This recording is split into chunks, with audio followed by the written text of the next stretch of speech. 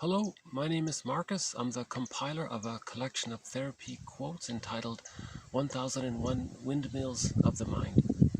This is TQ 1104 to 1117. The next few quotes cover some of Karen Horney's ideas. So Karen Horney is one of the mentors in this series. Karen Horney, James Masterson, Edmund Bergler, Melanie Klein, Margaret Mahler, and William Fairbairn. And Robert Bly makes a guest appearance now and then. So one of Karen Horney's ideas is that assuming that the child is able to go through the separation individuation process, meaning the baby receives enough love to do so, meaning the loving memories with the mother outweigh the frustrating memories, then the child can go through the subphases of the separation individuation process. So after birth, the baby is fused with the mother. That's the stage of symbiosis. And roughly at around 6 months, the baby sort of hatches out of that symbiotic egg with the mother. But this hatching out of the symbiotic egg is sort of a gradual process. It begins at 6 months or even earlier, and it ends at around the age of 3. And then during this hatching out process, there's the practicing phase and the rapprochement subphase, and finally there's whole object relations, where the child understands the mother as one person and himself as a separate person, right?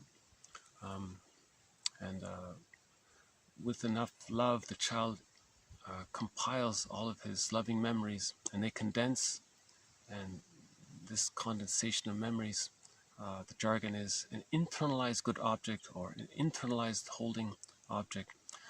This means the child feels safe enough to allow his own life energy to connect to his own self-representation, to his concept of himself, to his image of himself. His life force can be invested in his self-image. Right? So the child got enough love to leave the mother, psychologically, or in terms of his attachment. Right?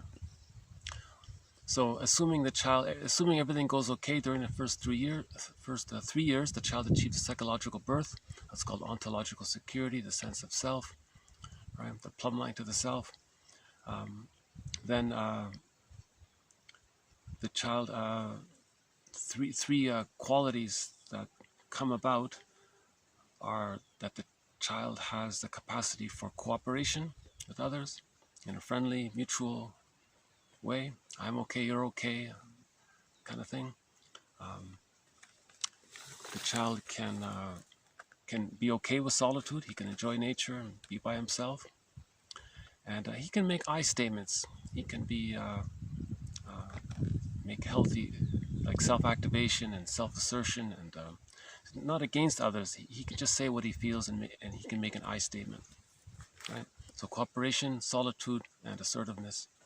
So Karen Horney says that if the child doesn't get enough love to achieve the psychological birth, those 3 traits become distorted. So the cooperation becomes the compliant, the overly compliant, the self-effacing, the people pleaser, right? As she calls that, the moving towards people. And the person constantly is always moving towards people, trying to please them. So it's a distortion of the cooperation, she says. The solitude, the distortion of that is the emotional detachment.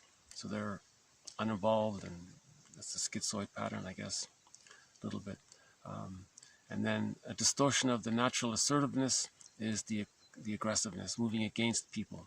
So those are the 3 neurotic patterns, she says. A kind of rigidity in always moving towards people, being the pleaser, a rigidity or being compulsive and always being withdrawn emotionally and not caring, right? And a rigidity in always being against others, right? So this first quote, 1104, someone is, referencing Karen Horney's theory around that area. Okay, 1104, the overcompliant self-effacing, okay, the detached uninvolved, okay, and the domineering. This formulation parallels Horney's character types. It is the compulsive quality in each of these types that makes for their neurotic character.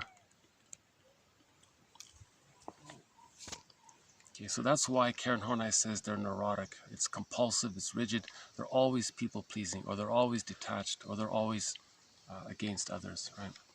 So the jargon is moving toward, moving away, or moving against.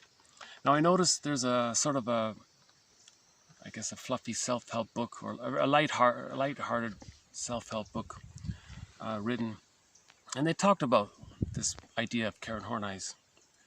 So here's what they say here in this self-help book.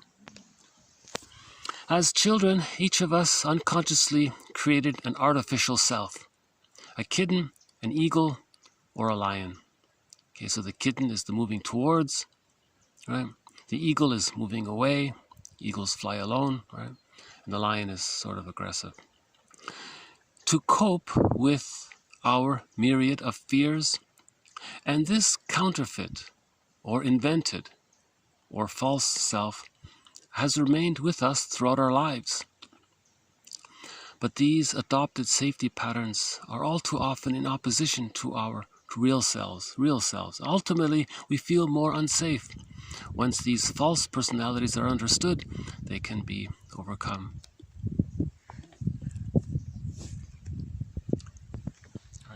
So her point is, if we're constantly dysfunctionally pleasing others, against others, or detached, each time we're like that, we're moving further away from our true selves. We're not knowing who we really are, right? Because that's a defensive structure. When the child doesn't get enough love, he creates a false self, and the false self takes one of these three forms: moving towards, moving away, moving against. Or in the self-help book, it's the kitten, the eagle, and the lion. Right? Maybe not the best metaphor, but it's an approximation, right? Now I notice in the promo for this book, in the advertisement for this book, the publisher wrote, "Is your entire adult personality based on love, need for approval, willingness to comply, and the rejection of your real feelings? See yourself as you really are, a kitten. Do you remove yourself emotionally from those around you to feel safe? Or do you expect little from life? Meet yourself, you're an eagle. Do you feel safe when you control your immediate environment? Do you only involve yourself in situations in which you can excel? Do you then tell yourself you are a lion?" Okay, just a rough approximation, but it does convey the idea of how it may seem normal to always take care of others, but a person can burn out doing that if they're not in touch with their real self.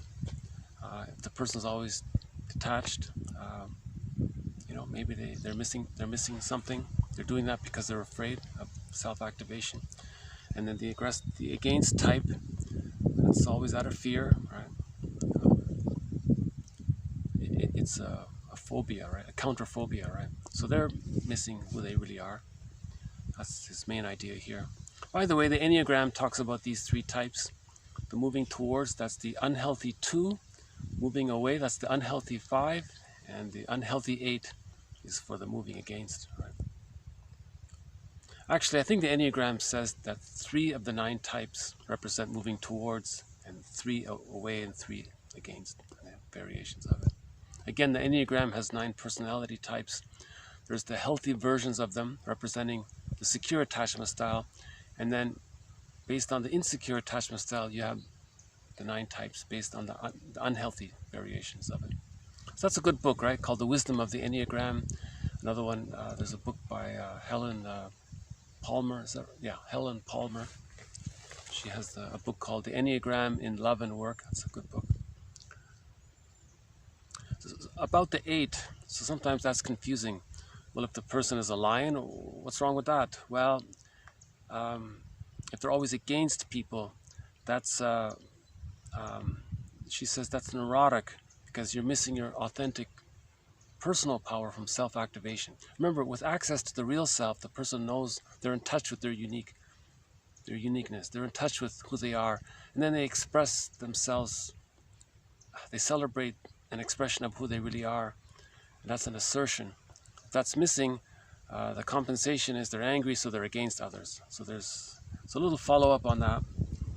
Okay, the feeling of power may, in a normal person, be born of the realization of his own unique attributes. The neurotic striving for power, however, is born out of anxiety, hatred, and feelings of inferiority. Okay, so she calls it the neurotic striving for power. That's the against people. That's basically the identification with the aggressor. Remember, if the mother is more frustrating than loving, from the baby's point of view, the mother had power over the child. Okay? That's too painful. One coping strategy is to identify with the aggressor. So now the child becomes the mother. Okay? Then, when they grow up, they do to others what the mother did to them. To communicate that when they were a child, that's what their mother did to them. So if the person is being aggressive towards others, they're trying to say that's what happened to them in childhood. Bergler calls that a negative magic gesture. It's repetition compulsion. It's dysfunctional, neurotic. It's like Sisyphus. The person can do it his whole life and not know who he is. Right? Because he's trying to say that when he was a child, it was painful to have mother misuse her power. And he's identifying with her, and he emulates her in the repetition compulsion. So that's one of the threads in this series, this idea of the identification with the aggressor. Right? So in the beginning, the baby must think that the mother's okay, and they're not okay. But by the age of 3, this gets sorted out. The baby thinks, okay, I'm okay, you're okay. Now, if it's stuck there, the person can constantly think he's not okay and others are okay. Right? That's the pleaser, right? Moving towards others. Right? Or they just withdraw and they say, I'm not okay, you're not okay. Now, the most painful one is the baby had to, his self it was too painful to be himself. His true self got sent into exile in the fairy tale, and he identified with the aggressor. So that's now he's moving against that position is called I'm okay, you're not okay. Because from the baby's point of view, when the mother's abusive, it feels like that the mother's okay and the child's not okay. He identifies with the mother, takes on that identity, and thinks, I'm okay, others are not okay. So he's not okay, but he projects his wounded self onto others and then says, I'm okay, you're not okay. He's trying to communicate the childhood scene of the mother being okay and the child not being okay, and he identified with the aggressor, that kind of thing. So just a little follow-up on that defense mechanism called identification with the aggressor. Now this sort of structure, this devalued self and the artificial, superficial, invented, counterfeit, false self, which can take those 3 forms, moving towards, moving away, moving against. This 2-layered structure, let's call it the false self, real self, or the idealized self, or the shamed self, or Bergler calls it the grandiose self, and then the hungry, enraged, empty part self. So this 2-layered structure, right, false self, real self, this kind of split, Karen Horney's jargon for that is the pride system. The pride system. So she has, in the pride system, you have the idealized self, the false self, and there's neurotic pride. Then you have the devalued self, that's the self-hate. So that's her jargon here for this. So let's read the quote here. Okay, TQ1107. Okay, the pride system comprises of neurotic pride and unexamined self-hate. Okay, the pride system, we've got the glorification of the self in the form of self-idealizations and the despisement of the self in the form of self-hate. So we've got the idealized self, okay, and then we've got the despised self. Okay, so that's the structure of the pride system. Okay, although demarcated in a psychic split, okay, the proud self, okay, and the despised self are dynamically interlocked, understandable only in relation to each other. The clash between the proud self and the despised self, okay, so this is the pride system. The pride system may be one way of understanding negative therapeutic reactions. Okay, so this is Karen Horney's take. So he was explaining Karen Horney's take on negative therapeutic reactions. So that's one of the threads in this series. Negative therapeutic reaction, NTR. That means, the therapist helps somebody, you think things are going to get better, then it got worse. Why did it get worse? Was there that much unconscious guilt that sabotaged it? Karen Horney says, yes, that could be the case. By the way, the mosquito is one of the companion animals in this series. So we've got the blue jay, the fox, the crow, the heron. Hopefully we'll see one. Let's see.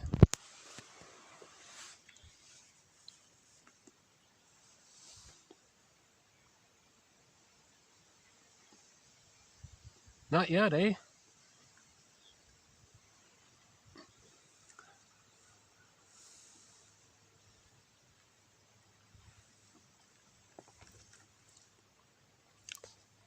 Actually, what happens is when I'm speaking, the heron is startled. When I turn off the video, a minute later, sure enough, the heron flies by. It's very hard to get the heron. They're very sensitive. They're very gentle, sensitive, very beautiful birds. Yeah, and I'm adding the mosquito. I'm adding the mosquito. So the question is, there's a big debate about this. Let's say the therapist gives an interpretation. Timing was right. The relationship was good. The client has an intellectual understanding of it. And he even has an emotional understanding of it. And he gets it. And then a couple of days later, he binge eats or something. So it got worse. Why did it get worse? Why did something that was meant to be helpful and curative, making the unconscious conscious, why did the client act out and exasperate his negative behavior? It's called a negative therapeutic reaction. Karen Horney says, well, he didn't fully examine the self-hate, the shame. That still needs to be detoxed, acknowledged. If you ignore that, that's going to come up, right? That's going to sabotage the efforts. Because deep in the unconscious, the person's hurt. If the person's hurt that much, there's a lot of what Masterson calls abandonment depression in the self, in the despised self. That's the part of the self called the despised self. The abandonment depression, Masterson says, that's his umbrella term for the feelings of helplessness, hopelessness, anger, guilt, shame, and a couple of others. So if you ignore that and you're trying to get better, those are going to come up and sabotage the person's efforts because you didn't acknowledge it. So that's Karen Horney's sort of understanding of why negative therapeutic reactions take place. Usually we say, you didn't examine the superego, it's too critical, or you didn't examine the unconscious guilt, there's too much guilt there. She's saying, well, no, you got to look at the unconscious self-despisement or hate there, she says. This thread on the NTR needs a lot of work. I'm still in the beginning phases of this thread. Hopefully we'll have some further quotes on it.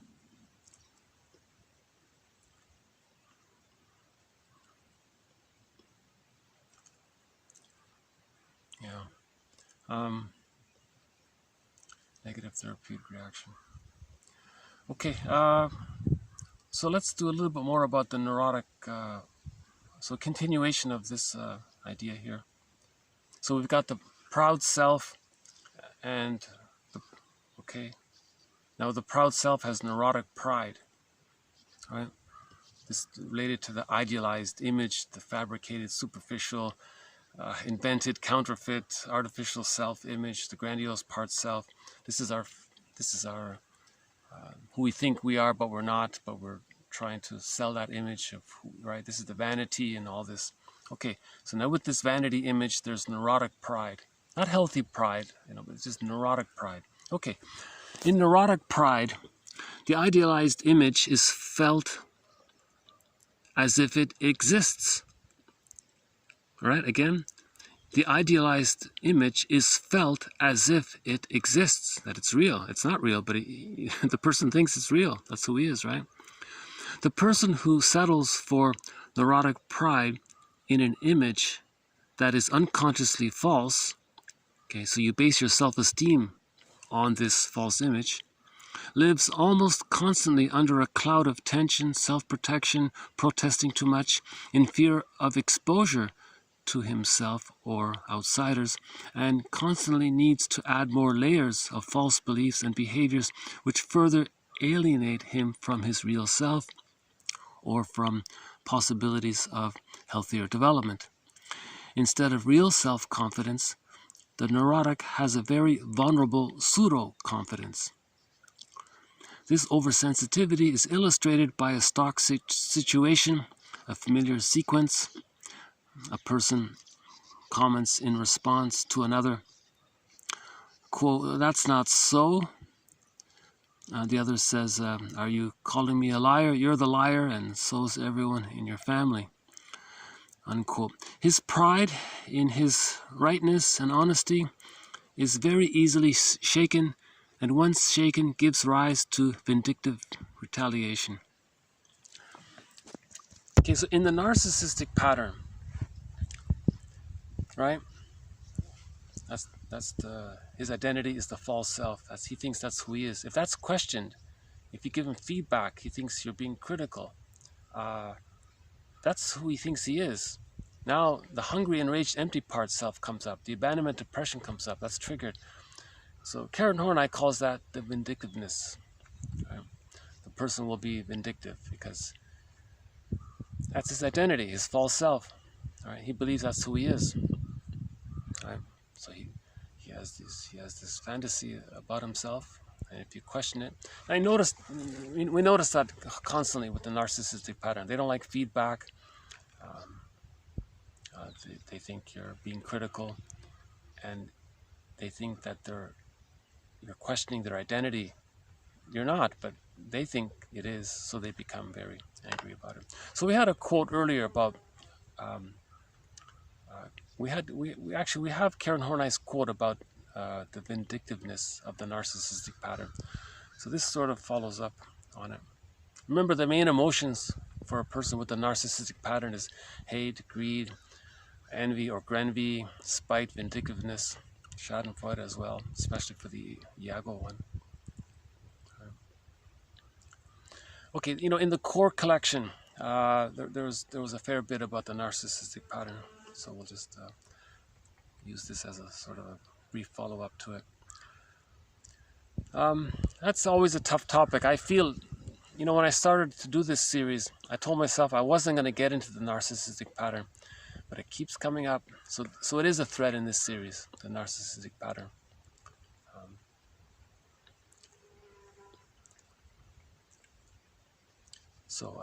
Yeah. Okay, the next one, we'll talk about compulsive shopping, the shopaholic. Okay, compulsive shopping rises out of compulsive shopping rises out of an intrapsychic need for nurturing. It speaks the following assumption: I have given myself something, therefore I must be a good person and worthy of love. So I thought this would be a good follow-up to an earlier quote by Miriam Woodman.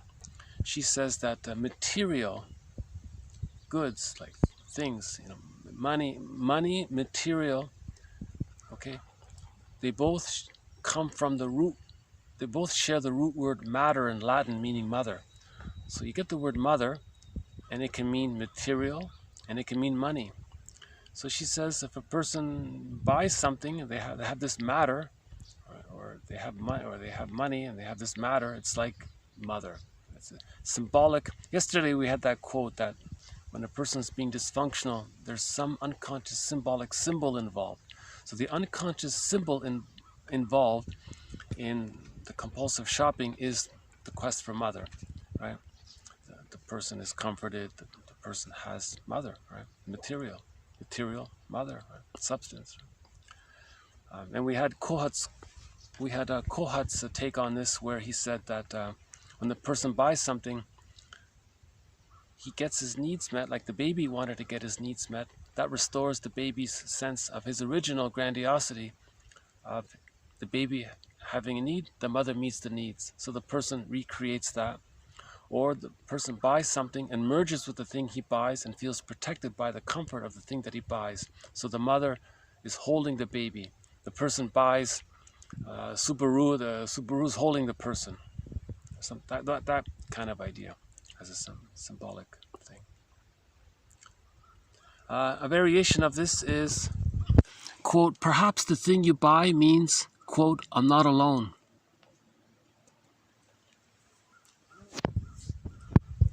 I think the context here was the guy was hoarding all the time, and he said, you know, perhaps the thing you buy means you're not alone. So you have mother there comforting you, right?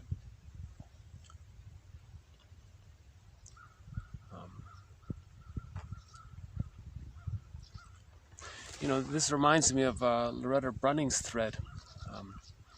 You know, dopamine is you feel is the chemistry of the excitement of pursuing something, and when you get it, then you feel safe. You have the status symbol, or you have the item.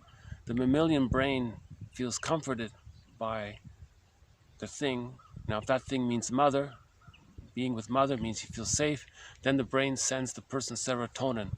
So dopamine for the chase, and then serotonin from the catch. Now, it depends on the person's psychic structure. If the person has an I'm okay, you're okay psychic structure, this is not really an issue. But if the person has any of the other variations, right, then that psychic structure informs the mammalian brain that when they get something, then they feel safe. Right? So if the person identifies with the aggressor, puts someone else down, so the Schadenfreude, the person feels safe because they've identified with the mother. The mother was in the one-up position. The one-up position from the mammalian brain's point of view is the safe position. So the child identified with the aggressor. So when he puts others down, he feels one up, he gets serotonin. So that's a dysfunctional pattern. So we started off with that. Moving against people is neurotic, right? Because you're constantly searching for the serotonin of being in that one-up position, because the person thinks unconsciously that he's his mother, and he doesn't want to be himself as the child. He projects his wounded child onto others and wants to put others down to remain loyal to the mother. So he's a mama's boy, put it that way. Right? The narcissistic pattern is a mama's boy, of course. Right? Now, in the original situation, the I'm not okay, the mother's okay, that could be the shopping thing. He gets symbolic mother, he feels comforted. Now, in the I'm not okay, you're not okay one, the schizoid one, maybe that one is if he's withdrawn and he feels safe, maybe he gets serotonin that way.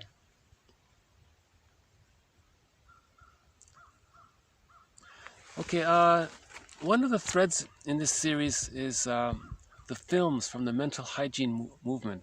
Early in the series, I put out a list of 20 films that were made as a part of the mental hygiene movement from the 50s, 60s, and 70s, mainly from the 50s. Now, there's one that I missed, or one that I think maybe could be included in the mental hygiene movement. So I'll pluck two quotes. I've plucked out two quotes from this movie called Dino. I think it's about an hour long. Yeah, it's overly dramatic, you know. It's not really an educational film, but I'm including it in the mental hygiene movement because of these two quotes. So Dino, this guy, he's juvenile delinquent. He's a very angry young man, and the therapist says to him, quote, you know, your father can't help for being the way he is, or your mother, Dino. The things they've done to you, someone once did to them. Don't expect too much from them. They just haven't got it to give. If you can learn to understand that someday, you'll have learned a lot. I thought, geez, in 1950 something, to have that in a movie, that's a great line. Again, okay, your father can't help for being the way he is, or your mother. Do you know? The things they've done to you, somebody once did to them. Don't expect too much from them. They just haven't got it to give. If you can learn to understand that someday, you'll have learned a lot. I like that last part. If you can learn to understand that someday, you'll have learned a lot. So he's planting a seed there.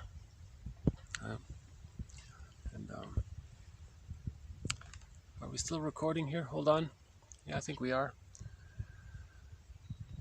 Have another look here.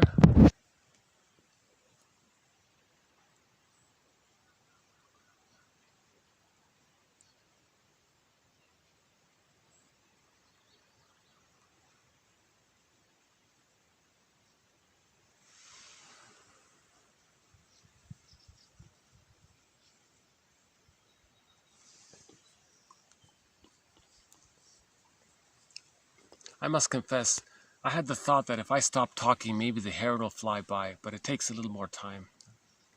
It takes at least, if I stop talking, it takes about a minute at least.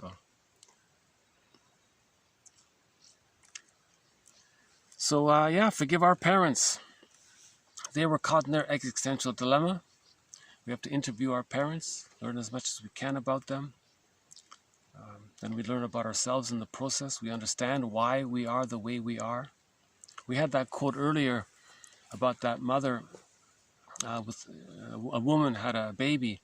And the mother with her baby visited her mother, and she asked her mother to watch the baby for her. And the woman saw how her mother treated her granddaughter, and she got a aha moment. Now she understood everything, why she is the way she is, because the grandmother was abusive towards the baby, and she just assumed that that's the way the mother must have been to her. So the grandmother didn't have it to give. But she felt enlightened. She felt good by that, because now she got understanding what was going on. And then, so yeah,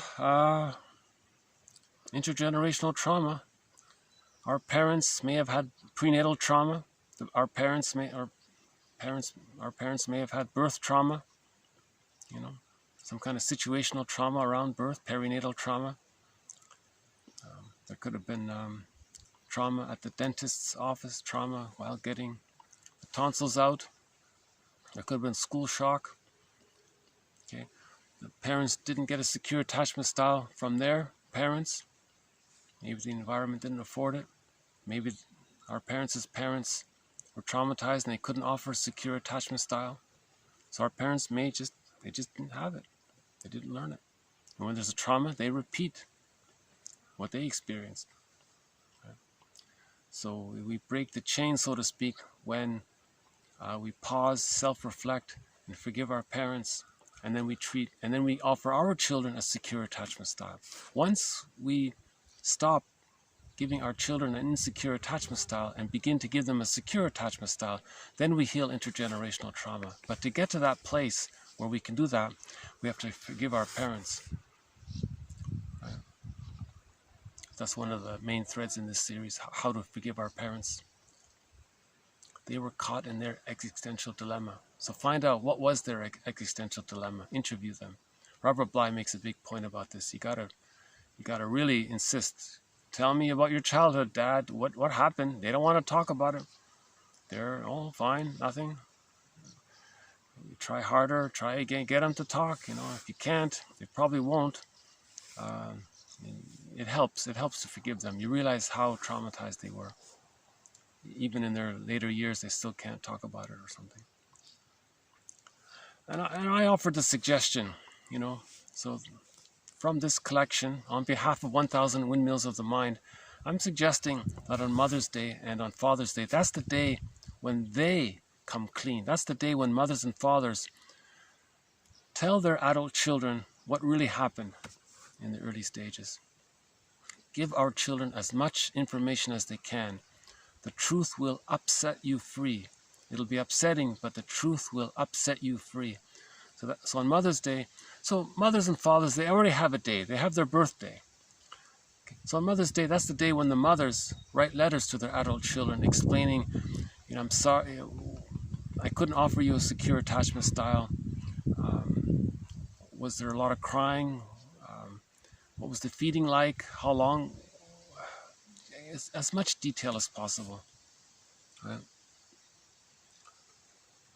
That's not the heron, but something's flying. Let's see. Maybe just actually, I think that is the heron. Yeah. I think that was the heron. A small one. I don't know if you saw it. I can't zoom, unfortunately. But that was the heron. One of our companion animals. And the mosquito.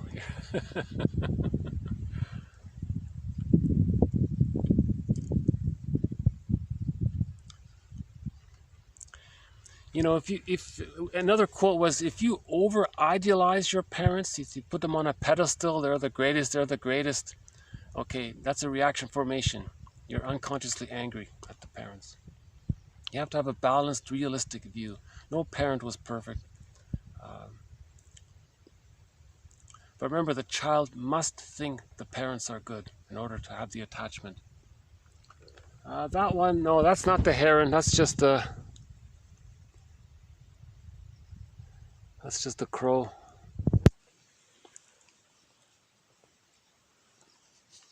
But we got a nice scenery here. Oh, hold on.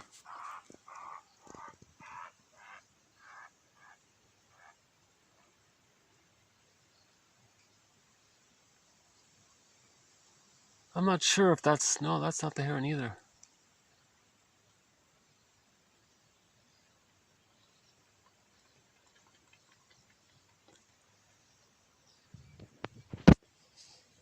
No, those are just crows, I think. Once I saw an eagle. I was very surprised. Just once. Yeah. Okay. I'm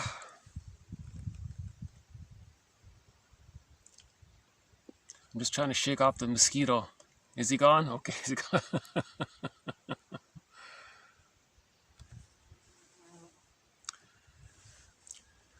Yeah. Parents are stubborn. They're very stubborn. If they're very rigid in their ways, they're very set in their ways. Okay, that's neurotic pride. Okay, that's an insecure attachment style. So we have to forgive our parents.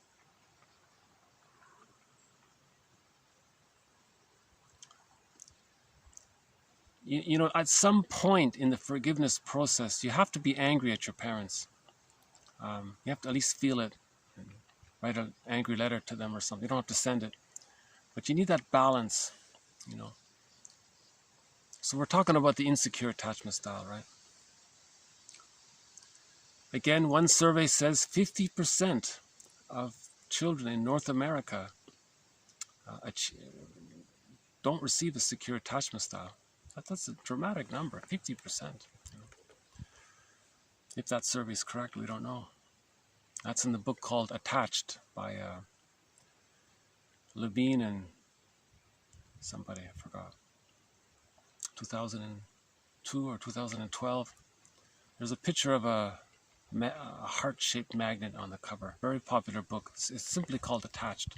It's in that book quotes the survey. That's where I got that from. Okay, so here's the second quote from that film, Dino.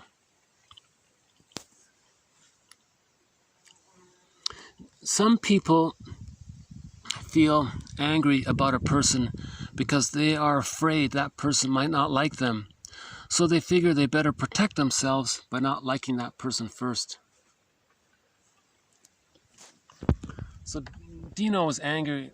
he was angry with everybody. He didn't like anybody. He didn't trust anybody. He was angry with everybody.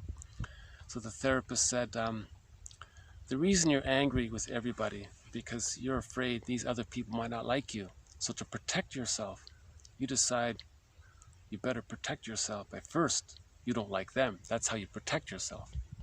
So hate is a defense mechanism against love, right? He wants to be loved, he wants to be liked, but he's so afraid. He doesn't want to be reminded or be triggered of it. So the shield is he's just going to hate, right? So we use hate to protect ourselves from love. Right? Hate is a byproduct of not getting the love, right? It's not a natural thing. It's a response to not getting the love.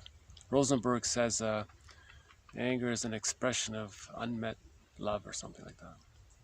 Okay, so I'll just leave it there. The next one here, 13. Well-being may be defined as the realization of one's unique and individual potentialities and the employment of his energies in accordance with his individuality. Such a view maintains that man's essence is his capacity to define himself. So that's self-activation. Okay, so one of the main threads in this series is Masterson's axiom: self-activation leads to abandonment depression, which leads to defense. Okay. Now remember, the child had a need for love. That's his self-activation. Got refused. He felt abandonment depression. And there's a defense mechanism. The child, whatever, did something, right? Used a defense mechanism to cope with it. Now, as an adult, the person wants to do something from his real self. That the memory is evoked from childhood. So self-activation triggers the abandonment depression. Then there's the defense. Now the adult defense mechanism may be emotional eating, all sorts of options available for that. Somebody once listed 200 defense mechanisms. Right? So what is this self-activation? Now, if the person self-activates and they feel the anxiety and they hold it, they might get a wonderful dream that night. Then you know you're self-activating. So when you do something from your real self, those strong feelings are going to come up. The idea is to hold it, contain it, talk about it, right?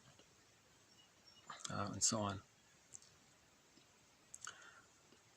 Now, the person with the secure attachment style, they self-activate easily. It's no problem for them. They know their unique wishes. They can set goals. They feel entitled. They don't feel guilty to be successful. Their success doesn't come at the expense of others. They're expressing themselves. It doesn't put others down, right? It's not aggressive. It's assertive. So he's saying here, well-being comes from self-activation. Right?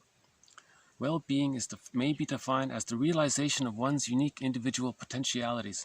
That's one of the capacities of the real self. The real self allows the person their knowledge of their unique individual potentialities.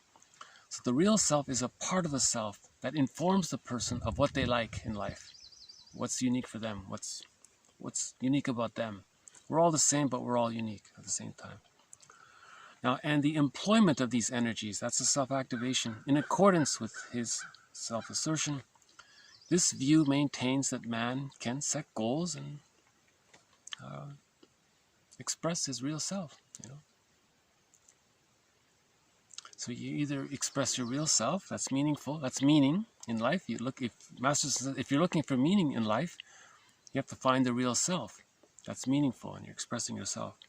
Otherwise, you're doing a burglar says. You're caught in this grand design, battling with the mother constantly, in the repetition compulsion to show up the mother, to tell the world how bad the mother was in some form or other, either by being bad, to tell everyone how bad the mother was to them, or by not succeeding in life and then saying, see, look what bad mother did to me. The person can spend their whole lives on this. This is Burglar's concept of the grand design in one of his books. I think it's the curable or incurable neurotic one. I think it's in that one. Okay, the next one here. The psychological man Okay? Again, man's main task is to give psychological birth to himself. If he didn't get it by the age of 3, then man's main task is to give it to himself. So we're psychological people. The psychological man is trying to develop techniques, the only purpose of which is the attainment of a sense of well-being which would not be dependent upon the false self. Okay, so that's a good follow-up. Man's main task is to give psychological birth to himself, to reparent himself. To reparent himself. Now, to want to reparent yourself, to get to that place, you're first going to be angry at the parents because you're realizing you weren't parented. So first you got to be angry at the parent. Okay? Then you get to the forgiveness when you realize that they were caught in their existential dilemma. Then you can, okay, now I can reparent myself. So now you're forgiving the parent. Okay, next one here. Our clients are unknowingly motivated by their defensive strategies instead of their genuine feelings, and that's how they become alienated from their real selves. So that's similar to how we started off with, right? The false self takes you away from the real self. Right? Okay, we've got 2 more here. One way of describing neurosis is to say that it is the psyche in conflict with itself. The integration of disparate elements of ego necessary for a subjective sense of wholeness is compromised. Again, the integration of disparate elements of ego necessary for a subjective sense of wholeness is compromised. A subjective sense of wholeness, the sense of self, the ontological security, a connection to the real self. This subjective sense, I feel, therefore I am, right? It's compromised, okay? So the psyche is in conflict, mind in conflict. So yesterday's video, may I refer you to yesterday's video? There was a quick recap of Fairbairn's model of the endopsychic structure. Okay, we have the 6 parts in the inner world, and there's a little conflict in there. All right? So we want to heal the different parts of ourselves to move towards whole object relations. The other as a whole person, the self as a whole self.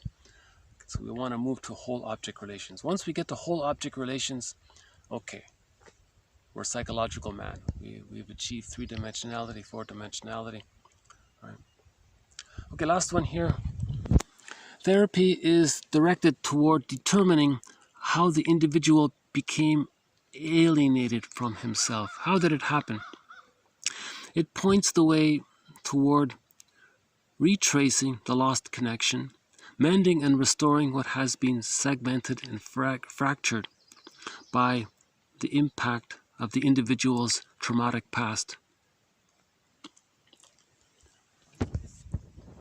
Okay, the impact of, so we know that, so we have a thread on prenatal trauma. It exists, called prenatal distress syndrome. We know that birth trauma exists. And we know that developmental trauma exists. So developmental trauma, that's when the child has arrested development before the age of 3. There's a developmental arrest there. If the arrested development takes place within the first year, roughly, that's a narcissistic pattern.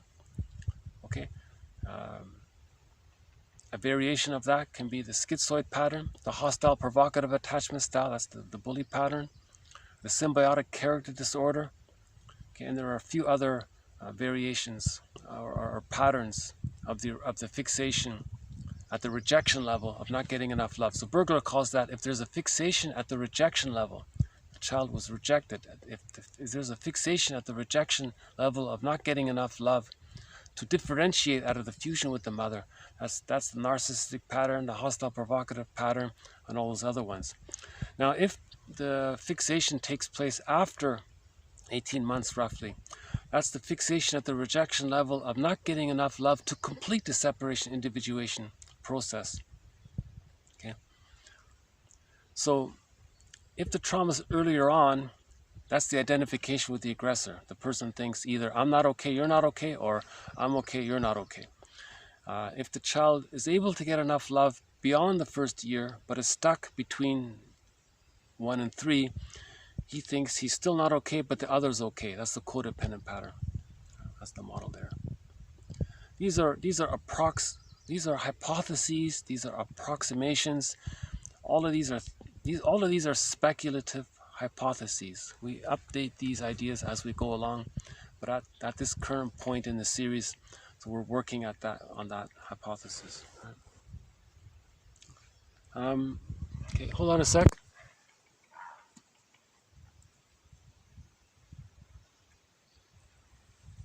No?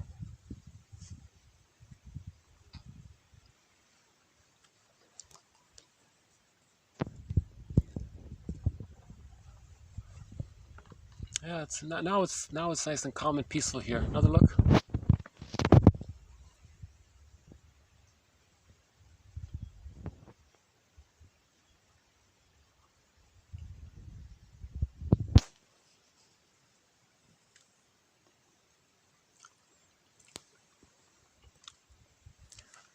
Okay, so I guess I'll just leave it here. So I'll close up on a song here. Earlier I played a song by Santers, one of his songs called Dreaming. So I thought I'd play another one of his songs. So here's a song called Mistreating Heart. So it's live, so I think it's okay to play it.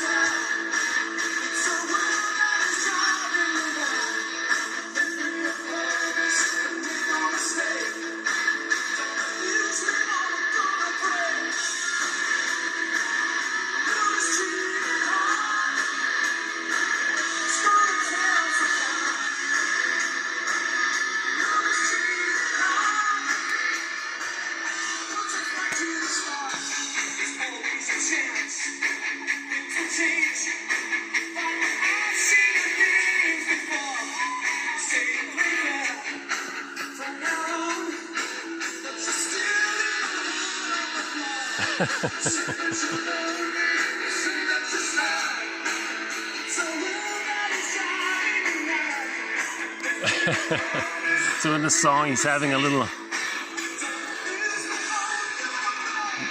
He's. I think maybe in the song the woman is testing him. Maybe the woman, the woman wants to make sure she's safe with the guy. So some women, they give the guy a lot of tests. Can you handle this? Can you handle me? And it's driving the guy crazy. He says, geez, you're driving me crazy with all this testing. You're being a bit of a, you're not giving me any credit here. I'm here, so the song's sort of about that. Typical. It's amazing how almost, I don't know what the percentage is, but it feels like at least 90% of all songs are about love relationships, right? That's one of the threads in this series, the difference between transference love and the mutuality love, right? The real love, right?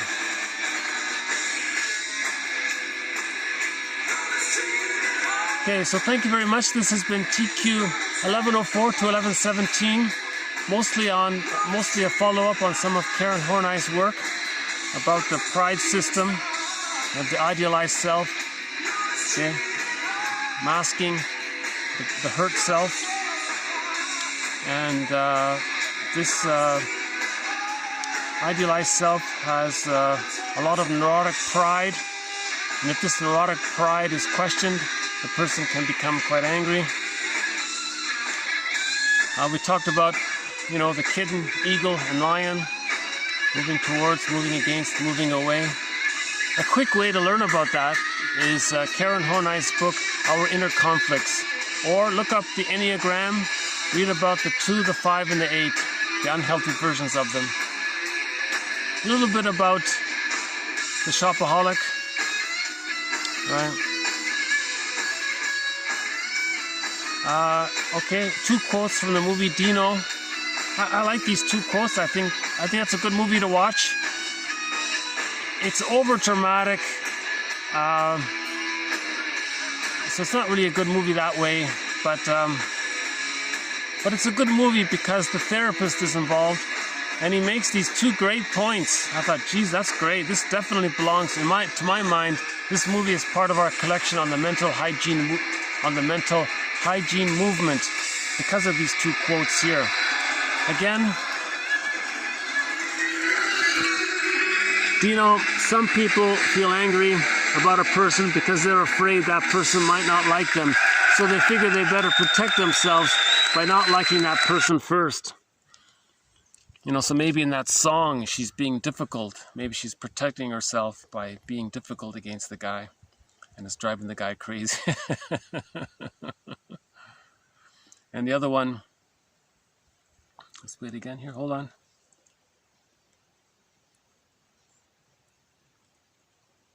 It's a good song. One of my favorite songs. Yeah, highly underappreciated rock band from the 80s called Santers. Just 3 guys, Rick Santers, his brother on the drums, and another guy on the bass. I call it no frills rock and roll, no frills classic rock. This is one of his best songs actually, Mistreating Heart.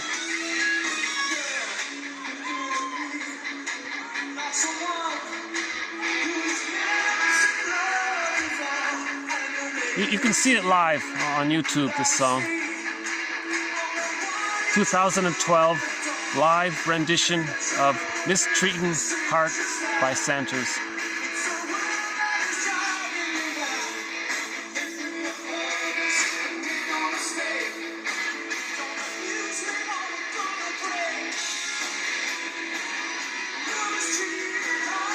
He was, as mentioned before, he was briefly in the band Triumph.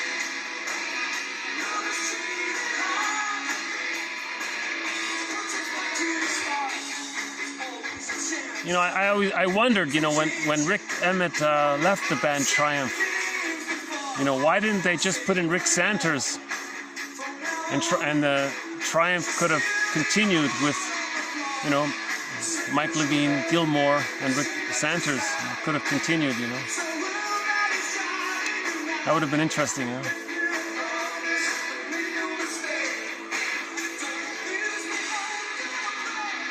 Actually, Rick Santers has a song about the Don Juan. I was thinking I'll play it sometime.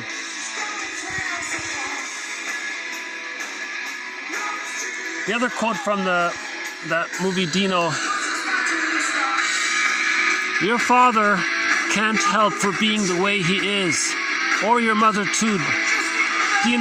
The things they've done to you, somebody once did to them. Don't expect too much from them. They just haven't got it to give.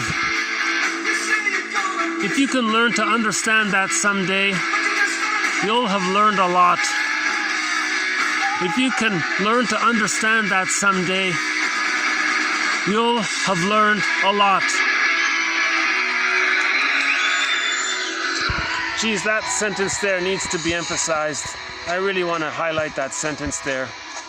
The therapist was really doing a good job there for him. He's planting that seed. Got to forgive the parents. If you can learn to understand that your parents didn't have it to give, if you can understand intergenerational trauma and how that affected you, and be realistic about it all, and learn that it's now your job to heal yourself and to reparent yourself. You got a sort of a second chance there, in a sense. If you can get that idea, you'll have learned a lot. Okay, that's the hero's journey, if you can get to that point. Okay, a couple of, you had the one quote here about well-being.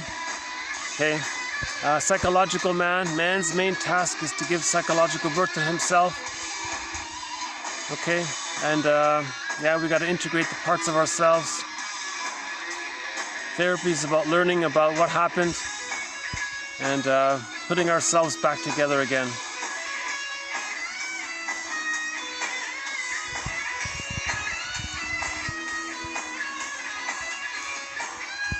Actually, Santos has a new song, but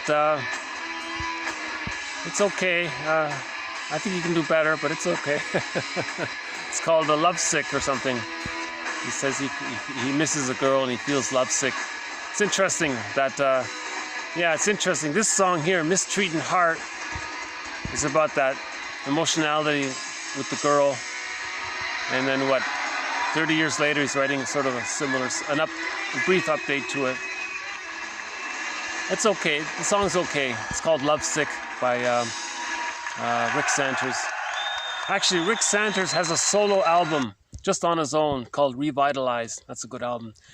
One of my favorite songs is called "The Dream" on the album "Revitalize" by Rick Santers. Okay, I think I'll just leave it here. One last look. Hold on.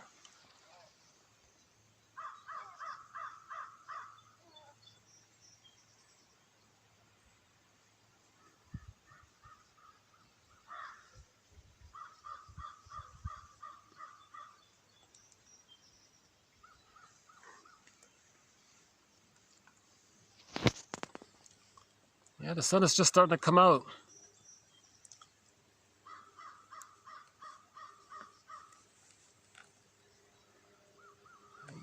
I just sort of have this little mini thought, maybe I should redo this video with the sun coming out. But I guess I'll just leave it at this. So the quotes are posted below. All of these quotes beyond 1001 are bonus quotes, but they're included in the collection. If anyone's interested in the complete collection, okay, so the link is there. You'll get the core collection, and it includes all of the bonus quotes. And it actually includes some honorable mention quotes. So all in all, you'll be getting, there's now 1,100. You'll be getting at least 1,200 quotes, 1,100 really good ones, I think. I think these 1,100 quotes represent the best from the psychoanalytic perspective. I've combed through quite a bit of material to find these quotes. I think there's a lot of great quotes in this collection. I think it's valuable. I found it helpful a lot. A lot of it makes sense. The real test of a quote is if you read it and then you have a dream, a good dream. Okay, that's helping. You're helping to integrate. Hold on. There's the sun.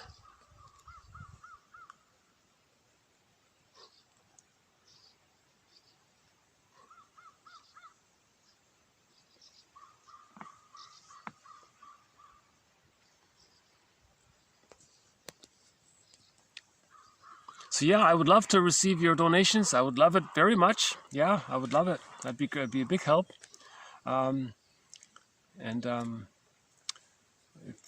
Yeah, so the link's there. I would love your support in this project. I think the psychoanalytic perspective is very valuable. It's underappreciated. There is jargon involved, but like Robert Bly says, forgive psychology for its jargon. Just forgive it. Just forgive it. Don't throw the baby out with the bath. The jargon is jarring sometimes, and different authors use the same words differently. And a lot of jargon terms are actually metaphors. They don't mean what you think they might mean when you first hear it. But this series, I've tried to make it as clear as I can. And I've eliminated a lot of really obscure jargon.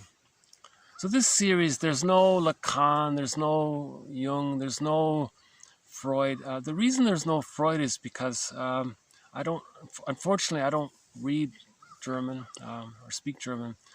And honestly speaking, I don't trust the translations of it. So I don't even know what Freud said. I have no idea what he said. I don't trust the translators, to be honest with you. I took a quick peek at the translators themselves, and there's some severe issues there. One of the translators even mockingly, sadistically said, "Yeah, I'm going to have a lot of fun thinking how people are going to try to figure out my translations." I think he was saying he messed with it or something. And there is a call for someone to come out with a complete new translation of Freud. So there's no Freud in this collection, no Jung, and there's no Lacan. And so those three, there's a lot of obscure, confusing jargon, and a lot of people are struggling with it. And I just avoided all that. I find object relations theory to be the clearest, most helpful, the most understandable approach. Object relations theory, okay, so Melanie Klein, William Fairbairn.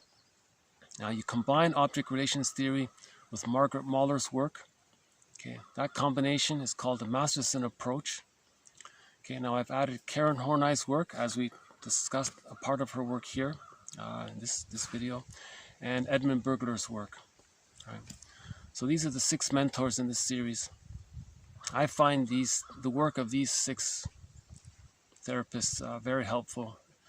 It's understandable. I think they're onto something. I think they're honest. I think they're authentic. I think they're real. I think they're on the hero's journey. They're genuinely trying to understand, how do we heal our souls? How do we? Yesterday we played the song Open Soul Surgery by Prism. Yeah. We'll have some more good songs. I've got a backlog of songs I'll play. It's fun playing the songs.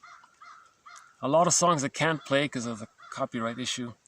So sometimes I'm playing live versions, or some songs that are not, that seem to get through somehow. Yeah, I'd love to play that new song by Diana Ross, Thank You.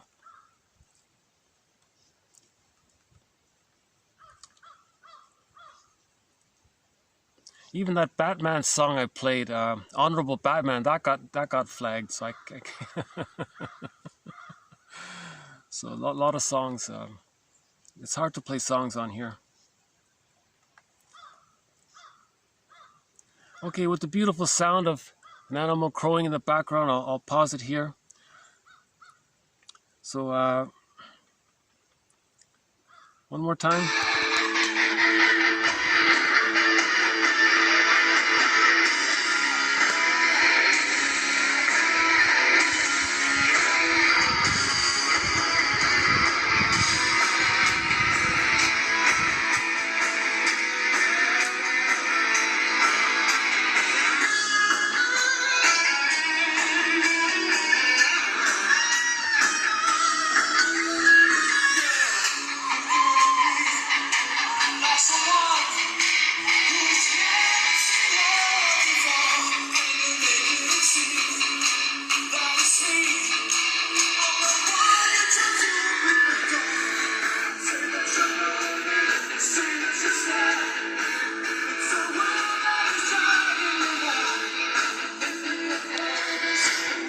That's a great song, huh?